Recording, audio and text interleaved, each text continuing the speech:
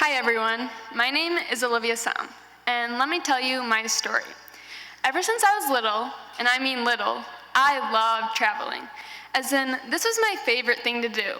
I didn't care if I was shoved in the car for 20 hours or flying through bumpy air. All little Olivia knew was that traveling was what she was meant to do. And trust me, she was right. It wasn't until later elementary that I realized that I wanted to become a pilot. Although I really didn't do much about that until the spring of my freshman year, when I sent in an application for an aviation high school, one that does a lottery for incoming students. Basically, you need luck to go.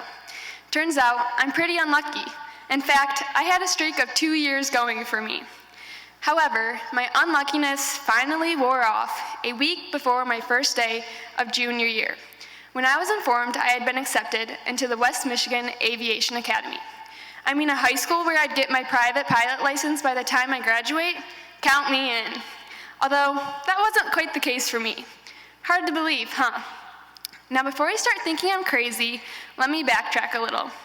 I've grown up in the same town my whole life. All my siblings, cousins, aunts, uncles, parents, and even grandparents, believe it or not, graduated from little old Mattawan.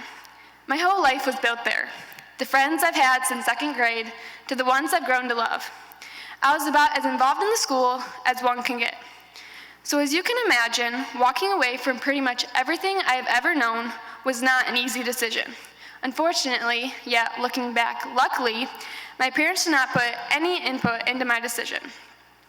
They left it up to me, their 16-year-old daughter.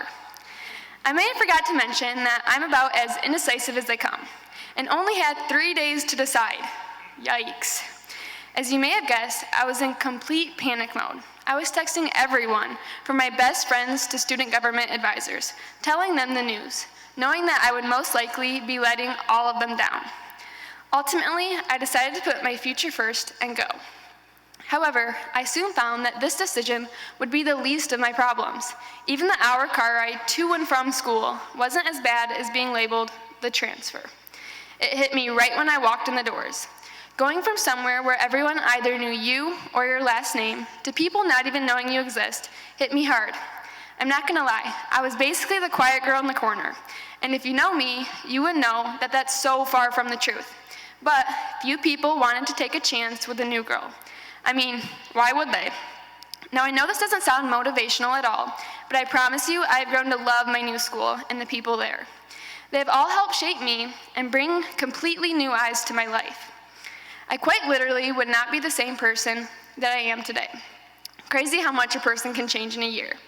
And although my life will never be the same, I wouldn't trade this opportunity for anything. And so I urge you to take the chance, whether that's saying yes to a new club, complimenting that person's outfit, starting a school tradition, or even helping transfer students feel more welcome, which I heavily encourage you do.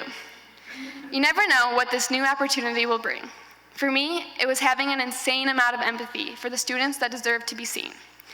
As this comes to an end, I encourage and hope that you will take the chance on one thing this week. Maybe that's starting a conversation with someone new, or even ordering a different type of morning coffee.